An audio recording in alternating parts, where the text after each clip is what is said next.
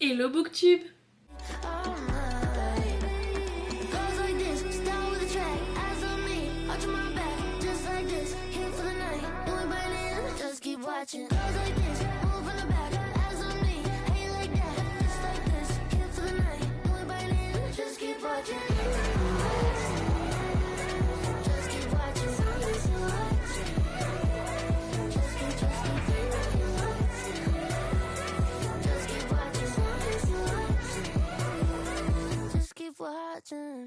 Aujourd'hui je vous retrouve pour une nouvelle review et vous l'aurez deviné peut-être à la couleur de ma tenue, mais on est sur un mood très automnal.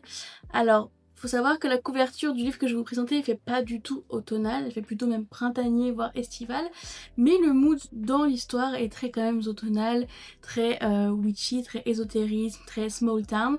Peut-être que vous l'aurez deviné avec ces quelques mots, mais aujourd'hui je vous parle de Amber Falls de Alicia Garnier dans la collection Nox des éditions Albin Michel. Avec Amber Falls, j'ai découvert un nouveau trope que je ne connaissais pas vraiment. J'en avais entendu parler mais j'avais pas vraiment lu de roman avec ce trope là et ça me donnait pas spécialement envie. Et donc c'est le trope Small Town et ça a directement rejoint mes favoris suite à la lecture de Amber Falls. Alicia Garnier a réussi à créer un environnement à la fois chaleureux et vibrant, si bien que on a presque envie, voire même totalement envie de poser ses valises pour de bon à Amber Falls. Cette petite ville traversée par une rivière où l'on se déplace à pied ou en barque respire vraiment la convivialité. Enfin convivialité, ça dépend pour qui. On va dire que il y a quand même certaines personnes qui sont un peu réfractaires à l'art ésotérique de la famille Murray. Mais c'est un aspect qui reste quand même assez subtil. Même si on a un peu une opposition avec la religion, avec le pasteur, donc qui est le père de la famille de Tate, et le côté du coup paganisme avec la famille Murray. Mais globalement, ça respire quand même le confort, la bienveillance, c'est chaleureux. Entre le salon de thé avec ses pâtisseries qui avaient l'air délicieuses et l'atmosphère un peu mystique, je dirais, des pièces de May et June, qui sont donc la mère et la grand-mère de July, franchement tout y est pour qu'on s'y sente bien. Et vraiment que dire de la famille de July, de la famille Murray.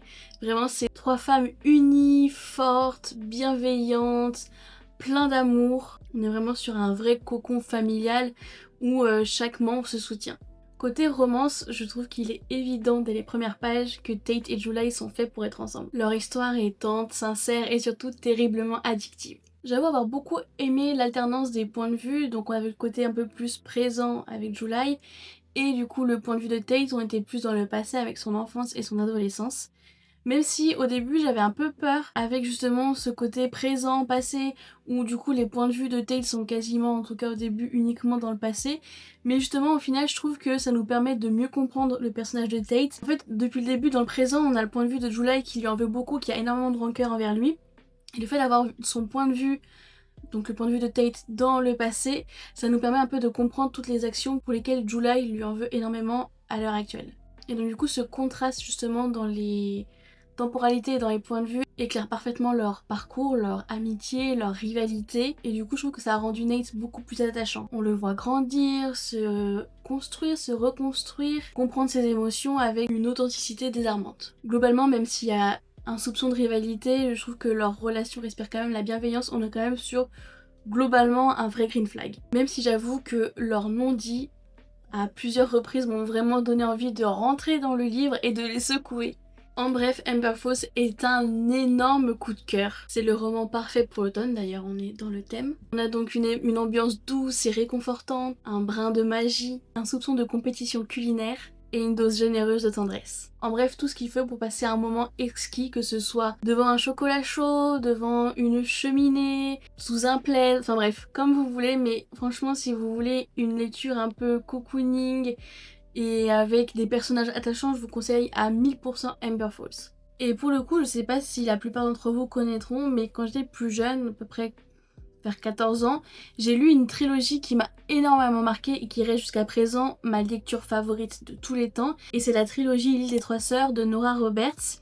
Et on était vraiment sur une ambiance très cocooning avec des cottages, avec la forêt, avec l'océan, avec ces trois sorcières.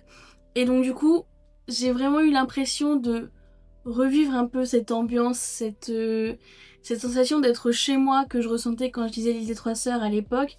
Et je l'ai retrouvée du coup avec Amber Falls de Alicia Garnier. Et c'est pour ça aussi que c'est d'autant plus un coup de cœur parce que c'est le premier roman depuis des années, même si j'ai repris la lecture il y a un peu plus de 2 ans. Mais c'est la première lecture depuis donc Les Trois Sœurs jusqu'à maintenant qui a réussi à me faire revivre cette sensation-là. Donc je ne peux que vous le conseiller. Et si tu as déjà lu Amber Falls, n'hésite pas à me dire en commentaire ce que tu en as pensé. On pourra échanger avec plaisir. N'hésite pas aussi à t'abonner, à liker la vidéo si elle t'a plu. Et si jamais tu n'as pas encore lu Amber Falls, j'ai envie de dire qu'est-ce que tu attends.